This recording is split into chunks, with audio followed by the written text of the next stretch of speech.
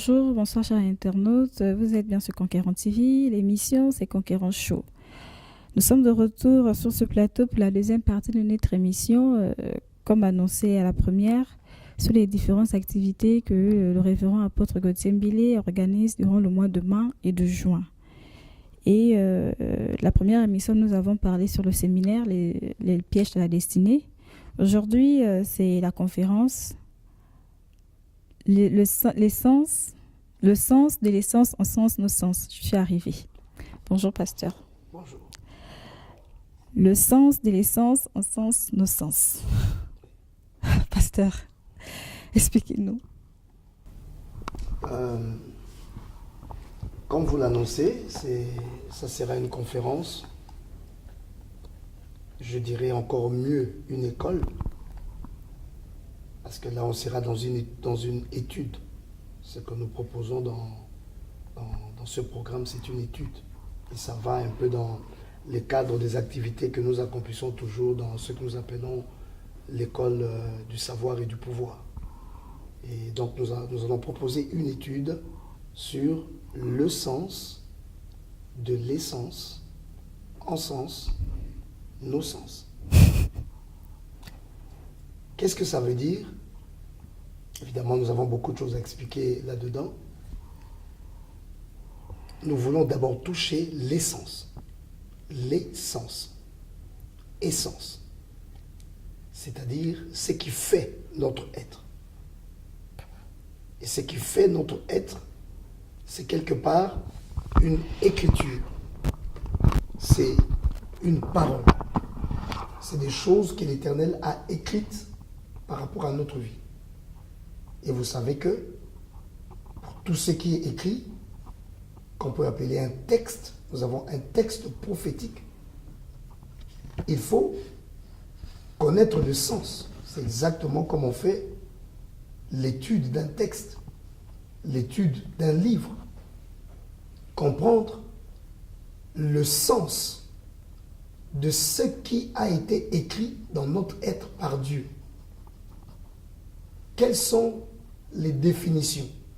Quels sont les contours de notre essence? Et donc, dans ce séminaire-là, ou dans cette conférence ou cette étude, nous voulons faire ressortir la liaison qu'il y a entre le réveil de nos sens. On dit le sens, c'est-à-dire la définition de notre essence, c'est-à-dire notre texte prophétique. Ça encense, ça touche, ça réveille nos sens. Nos sens sont réveillés quelque part. Nos sens vont dans une certaine longueur d'onde par rapport à ce que nous sommes déjà prophétiquement. C'est cette liaison-là que nous voulons établir. Je ne sais pas si... Le sens, le premier mot, le sens, c'est ce que nous sommes, notre personne.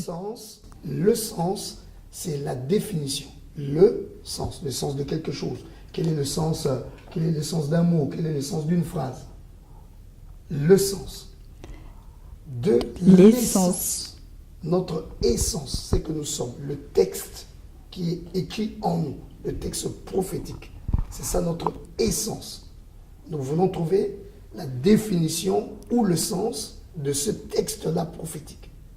Et trouver la liaison entre ces textes-là, cette définition-là qui est de notre prophétie par rapport au réveil de nos sens. Nos 5 sens, et même notre 6e sens, et même notre sens de l'esprit. Quelle est la liaison avec ça? Pourquoi mes yeux sont plus poussés à regarder vers une direction qu'une autre personne? Pourquoi nous ne percevons pas les choses de la même manière? Pourquoi quand nous sommes même dans un événement, moi je me concentre à un détail qu'un autre ne se concentre pas sur ça? Pourquoi lui il regarde ailleurs? Il y a une liaison. Il y a une raison à ça. Liée à mon être, liée à ma personnalité, liée quelque part à la direction vers laquelle l'Éternel veut m'amener. C'est ce qui cache l'essence de mon être. Et quand on arrive à comprendre cette liaison-là, à savoir comment les discerner et les faire agir. Ça nous amène très loin. Apôtre, le thème, il est très bon, il est très bien, mais est-ce que vous pouvez mieux, il paraît un peu complexe, est-ce que vous pourriez mieux nous éclairer en fait sur les sens, cette petite légende, les sens, le sens. C'est vrai qu'on ne peut pas tout dire, mais est-ce que pour mieux encourager ceux-là qui voudront venir, les sens, en sens, cette petite liaison-là? Oui, dans la vie, il faut être aussi un peu curieux. On ne déballe pas tout. La curiosité doit pousser l'homme à vouloir découvrir les choses. Vous savez, c'est par la curiosité que Moïse est entré dans la loi de sa vie. C'est parce qu'il avait vu un mystère, un feu qui était sur le buisson et le buisson ne se consumait pas. C'était inexplicable. Il a voulu comprendre quelle était cette vision. C'est là qu'il est entré dans la révélation de sa vie. Là, c'est un jeu de mots, mais qui en fait exprime quelque chose de profond, de réel, dans le sens.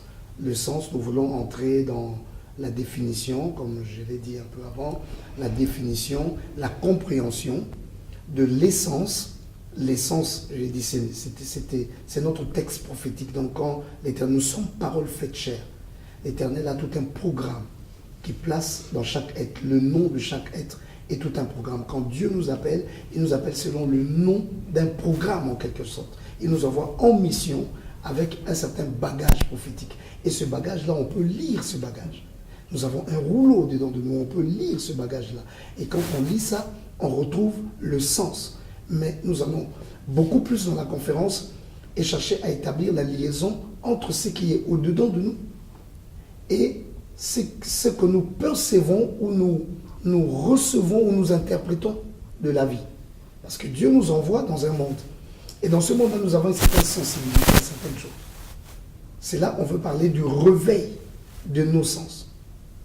La définition, si je dois donner d'autres mots, la définition de notre texte prophétique nous conduit à un réveil de nos sens. Nos sens commencent à ressentir les choses, mais c'est lié à ce que nous sommes. Si je donne un exemple dans la Bible, dans le livre de Agée, on nous dit dans Agée au chapitre 1, par exemple, que Agée, envoyé de l'Éternel, dit au peuple, d'après l'ordre de l'Éternel, je suis avec vous, dit l'Éternel. L'Éternel réveilla l'esprit de Zorobabel, fils de Tsétiel, gouverneur de Juda, et l'esprit de Josué, fils de Zotzadak, le souverain sacrificateur, et l'esprit de tout le reste du peuple. Ils vinrent et ils se mirent à l'œuvre dans la maison de l'Éternel des armées, leur Dieu, le 24e jour du 6e mois de la seconde année du roi Darius. Il s'agissait ici de rebâtir la maison de l'Éternel. Le temps était arrivé. Mais il y a des gens que Dieu avait destinés prophétiquement, selon leur génération et selon leur temps. On nous dit ici, je crois un peu plus en avant, on nous dit au verset 4, « Est-ce le temps pour vous d'habiter vos demeures d'embrissées quand cette maison est détruite? Ainsi parle l'Éternel des armées, considérez attentivement vos voies. Vous semez beaucoup, vous recueillez peu. Vous mangez et vous n'êtes pas rassasiés. Vous buvez et vous n'êtes pas désaltérés. Vous êtes vêtus et vous n'avez pas chaud. Le salaire de celui qui est à gage tombe dans un sac percé. Ainsi parle l'Éternel des armées, considérez attentivement vos voies. Montez sur la montagne, apportez du bois et ainsi de suite. » Voilà. Donc, c'était le temps prophétique du rebâtissement du temple. Mais les gens sont dans un sommeil. Ils continuent à vivre comme ils vivaient. Alors qu'il y a des gens qui étaient justement destinés à rebâtir cette maison. Et le temps était arrivé.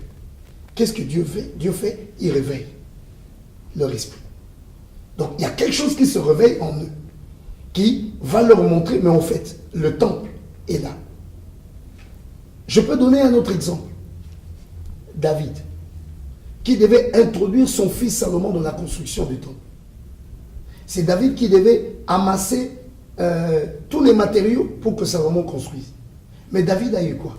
Il a eu un réveil. Il a simplement constaté, mais comment moi j'habite dans une maison de cèdre et l'arche de l'Éternel est dehors? Il a eu un réveil. Donc nous avons souvent des réveils en nous, mais ces réveils-là sont liés à la définition intérieure de notre être. C'est pour cela, quand nous sommes quelque part, là où sera dirigée mon attention, ce n'est pas là où sera dirigée ton attention. C'est ton être. C'est la définition de ton être qui fait que tu t'intéresses à une chose qui contribuera au bâtissement de ta vie, alors que moi, je m'intéresse à autre chose, parce que moi, j'ai un autre parcours, j'ai un autre chemin de la vie. C'est lié à ce qui est écrit en moi. Et on s'intéresse pas aux mêmes choses. Donc, c'est là qu'on veut faire cette liaison entre cette définition-là qui est en nous et nos sens qui se réveillent. Dans nos sens, je ne sais pas si je peux aborder déjà dans nos sens, je ne vais pas tout donner, mais dans nos sens, nous avons d'abord nos 5 sens, où nous avons la vue, l'odorat, nous avons l'ouïe, le goût, le toucher. Déjà ces 5 sens-là, mais ces 5 sens-là, ça représente 5 mondes. Ça représente 5 mondes. La vue n'est que une petite expression de tout un monde qui s'appelle le monde de la perception. On perçoit quelque chose, on entre dans une perception et on peut voir sans les yeux. Parce qu'il y a un monde de la perception. Le monde, par exemple, de l'intelligence, c'est un monde de lumière. C'est un monde de découverte. On découvre, c'est-à-dire on voit. Mais on ne voit pas avec les yeux. Les yeux, ce sont des yeux de la chair. Mais il y a d'autres dimensions des yeux. Le monde de la perception. Et quelqu'un peut percevoir, quelqu'un peut voir quelque chose. Donc, on va entrer, par exemple, dans le monde de l'odorat. L'odorat, c'est aussi une petite image, une petite expression du monde du flair. On ne sent pas seulement avec le nez. Notre esprit ressent des choses. Quand ton esprit peut se réveiller, tu sens qu'il y a quelque chose qui va se passer. Quand on parle dans le monde des affaires, le flair, quelqu'un sent que ça, là, si on fait ça, ça va marcher. C'est le même monde-là de l'odorat qui s'appelle le monde du flair. Mais ça se réveille. Et quand on sait établir en fait la liaison, donc je me battais dans cette étude-là pour montrer comment on peut établir le pont, parce que les ponts peuvent être coupés.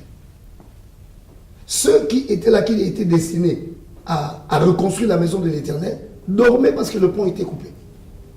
Et quand on dit l'Éternel réveilla leur esprit, ça veut dire le Dieu avait établi le pont. Pas réveiller. Est-ce qu'on va dire que le pont a été coupé? On pourra dire que le pont dort, que ça dort au dos de nous. C'est la même chose. Il faudra bien. C'est coupé. Non, il dort. C'est coupé, c'est la même chose. Mais si nous n'arrivons pas. Je devais avoir la sensibilité sur quelque chose, mais je n'ai pas cette sensibilité-là. Il y a un problème. Ça dort ou c'est coupé, c'est la même chose. Dû à quoi? Mais c'est dû à beaucoup de choses. La distraction, par exemple. Quelqu'un peut être distrait. Quelqu'un peut se balader dans d'autres choses et ne pas se concentrer dans sa vie. Et qu'est-ce qui se passe? Mais imaginez que Moïse ne soit pas quelqu'un, je vais parler de la curiosité. Imaginez que Moïse ne soit pas quelqu'un de curieux, qu'il soit distrait, perdu dans beaucoup de choses. Et que cette image-là, il dit, c'est quoi qui se passe là? Il passe son chemin. Mais il est passé à côté de sa vie. Il y a eu un réveil de ses sens. Pourquoi ça? C'est comme s'il se cache quelque chose. On peut dire qu'il a eu un flair. Donc la curiosité n'est pas un mauvais défaut. Il y a des mauvaises curiosités, il y a des bonnes curiosités. La curiosité, c'est quand même la loi des intelligents. Non, on ne peut pas être intelligent sans curiosité. La curiosité, c'est ce qui conduit à la découverte et c'est ce qui fait avancer le monde. Quand on n'est pas curieux, le monde n'avance pas. L'intelligence de Dieu, elle est inscrite et elle est cachée. On dit, la gloire de Dieu, c'est de cacher des choses. Et la gloire des rois, c'est de les sonder. On doit sonder. La Bible, là, c'est un livre caché. Si tu n'es pas curieux, si tu ne sais pas t'arrêter, tu ne sais pas percer, mais qu'est-ce qui va t'arrêter? C'est ton essence. Quand tu vas feuilleter les pages de la Bible, il y a un verset qui va t'arrêter.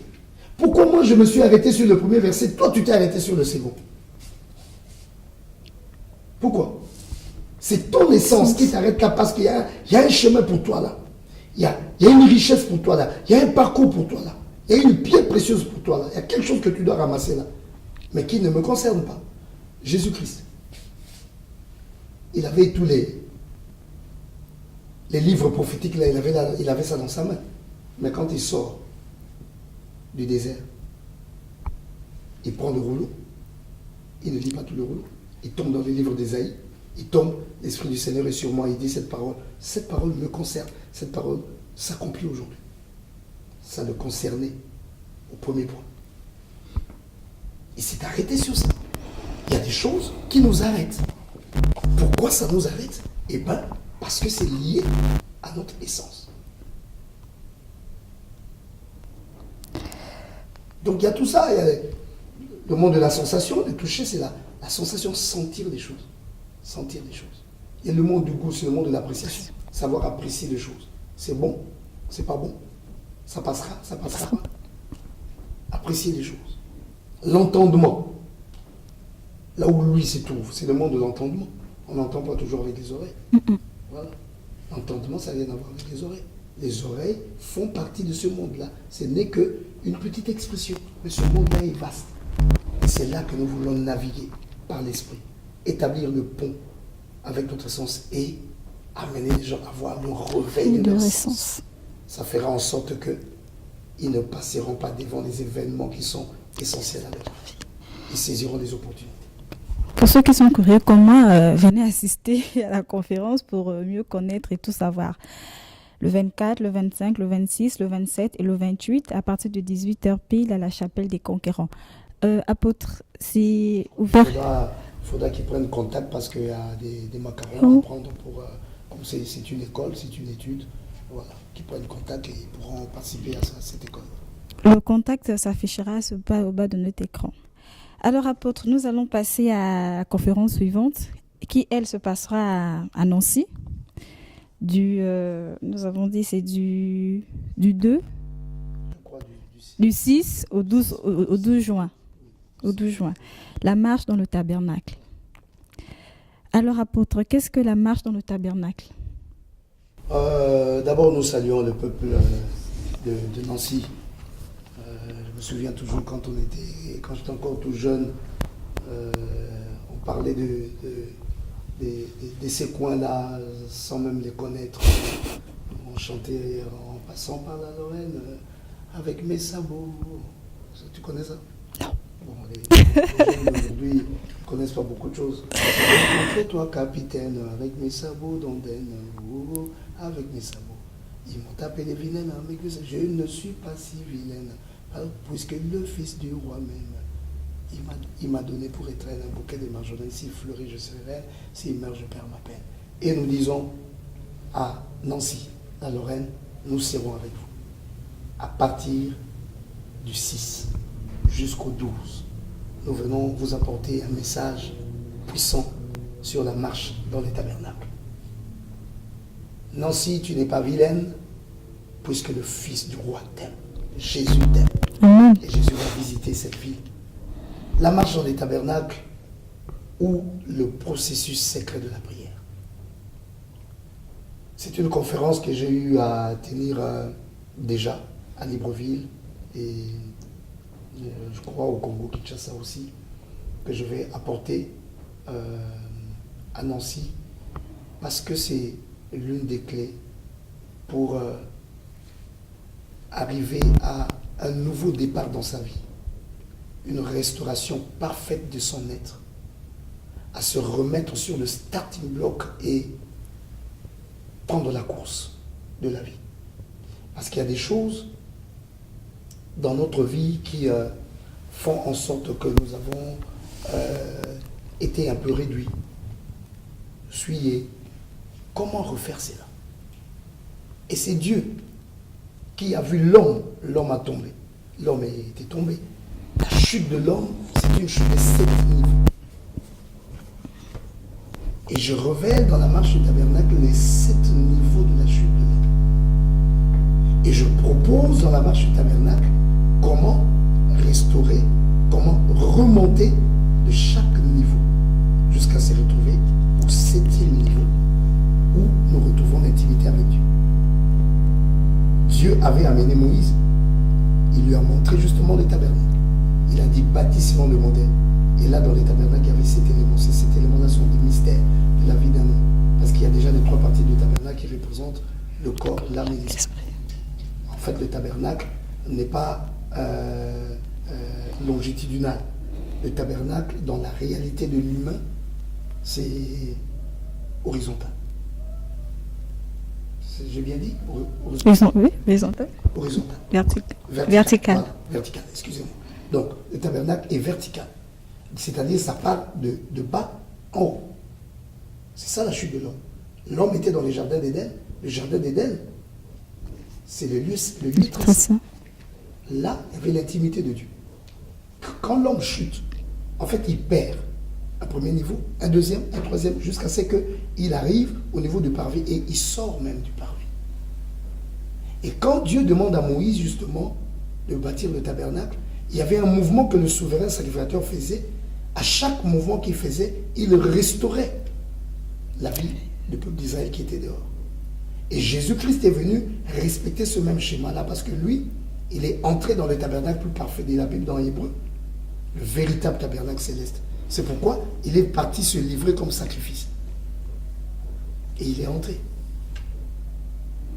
Avec son propre sang. Et là, il restaure notre vie. Donc, on va définir ces différentes étapes là où nous aurons le mystère de la cuve d'airain, le mystère de l'autel des sacrifices, le mystère de la table des pains des propositions, le mystère du chandelier, le mystère de l'autel de parfum, le mystère du propitiatoire et le mystère du coffre secret ou l'arche de l'alliance. Apôtre, quelle différence existe-t-il entre le processus décrit dans la marche du tabernacle et celui qui nous est recommandé dans la Bible en Matthieu 6, verset 6, qui dit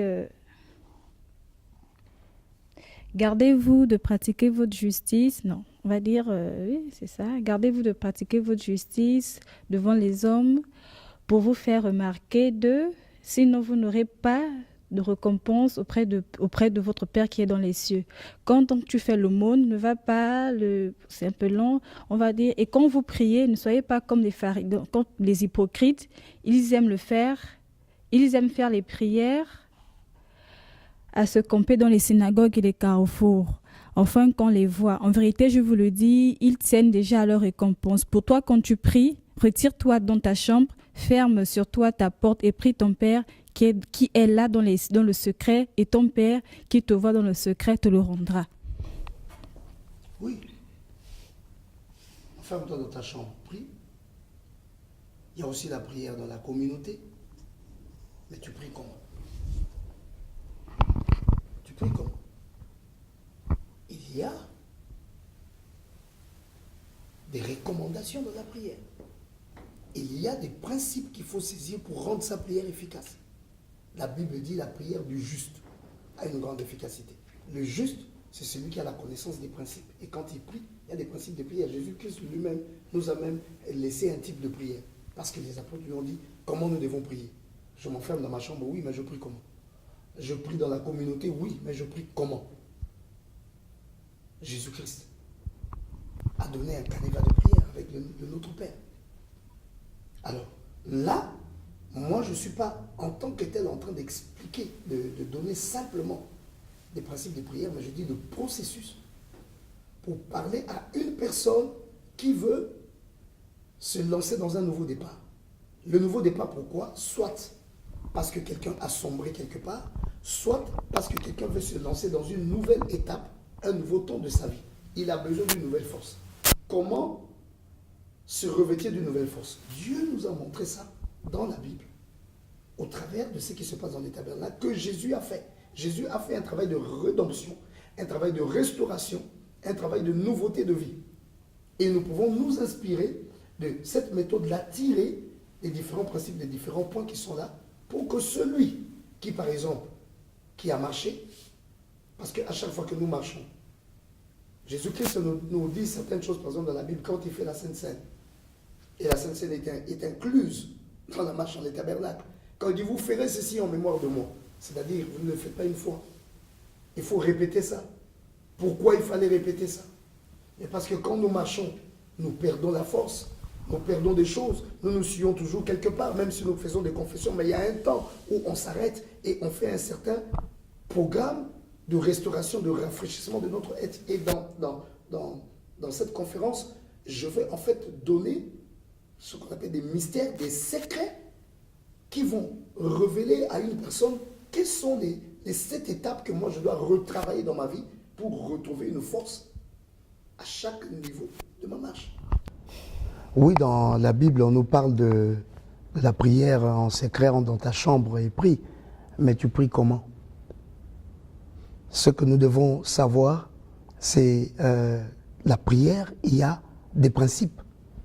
Il y a une certaine connaissance qu'il faut avoir pour rendre sa prière efficace. La Bible dit que la prière du juste a une grande efficacité. Quelle est la prière du juste? Le juste, c'est celui-là qui, quelque part, connaît les principes de Dieu. Jésus-Christ lui-même, les disciples, les apôtres lui avaient posé la question, apprends-nous à prier. Et il avait donné un canevas de prière, un style de prière de notre Père. Donc il avait dit, voici comment vous devez prier. Donc la prière, il y a des cheminements. Là, il y a des schémas de prière. Il y a des schémas de prière, surtout quand on veut agir pour une situation ou une circonstance particulière. Il y a des schémas de prière. Il y a des schémas de prière et Dieu propose le schéma de prière de la marche dans les tabernacles pour une restauration ou pour un nouveau départ.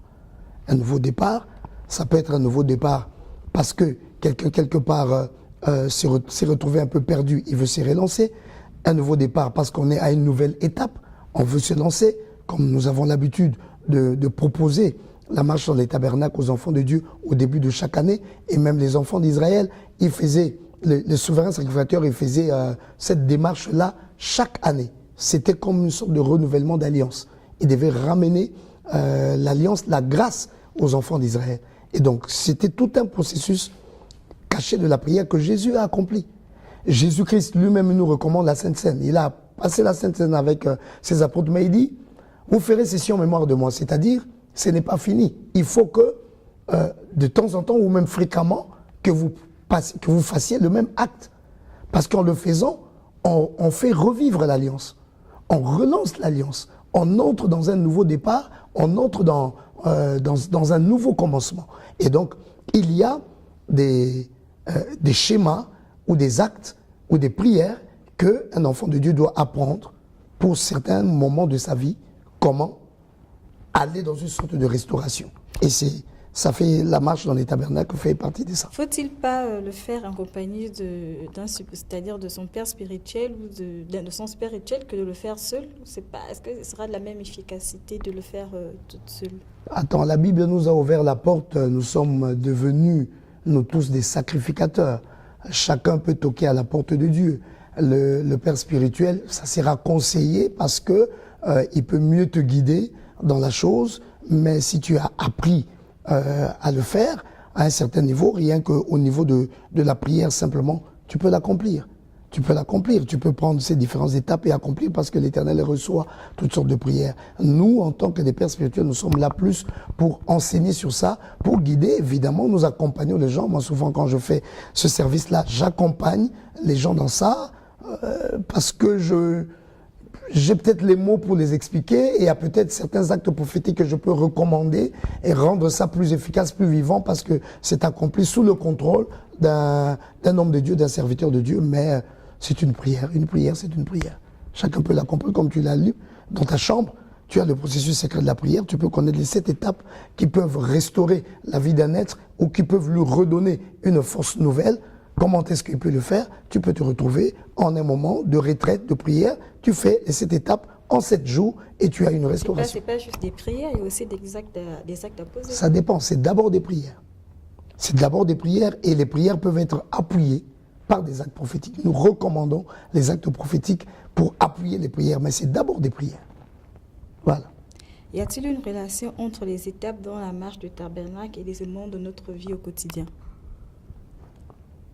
Je n'ai pas bien suivi. Y a-t-il une relation entre les étapes de la marche dans le tabernacle et les éléments de notre vie au quotidien? Effectivement, parce que toujours dans la prophétie de Dieu, il y a toujours la petite prophétie, la grande prophétie.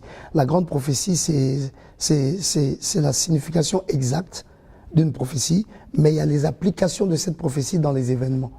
Et la marche dans les tabernacles trouve une application dans nos événements. Je vais prendre un exemple simple. Quand quelqu'un a monté, je parle dans le domaine des affaires, quelqu'un a monté une affaire, il a monté une entreprise. Après un certain temps, cette entreprise-là qui a vécu a besoin d'un nouveau souffle, d'une relance. Il y a une sorte de latence qui entre, il faut une relance. Mais le processus de la marche du tabernacle peut aider. Parce que qu'est-ce qui se passe pendant le temps que nous avons travaillé? Je ne vais pas révéler ici toute la consistance de mon message, mais pendant que l'entreprise travaille, il y a des erreurs qui ont été commises, il y a des choses qui ont été faites et tout ça. Nous entrons dans une nouvelle étape, il faut actualiser les méthodes, il faut actualiser la philosophie de l'entreprise. Et ça peut passer par le mystère de la cuve des reins. Ça passe par des nouvelles clés, par le mystère de l'autel des sacrifices. Ça peut passer même par, comment je peux dire, par des nouvelles offrandes, de nouveaux sacrifices qui peuvent être accomplis pour relancer l'entreprise. Ça peut passer par une nouvelle lumière. Ça peut passer par une nouvelle structuration. Ça peut passer par un nouveau label, même un nouveau nom.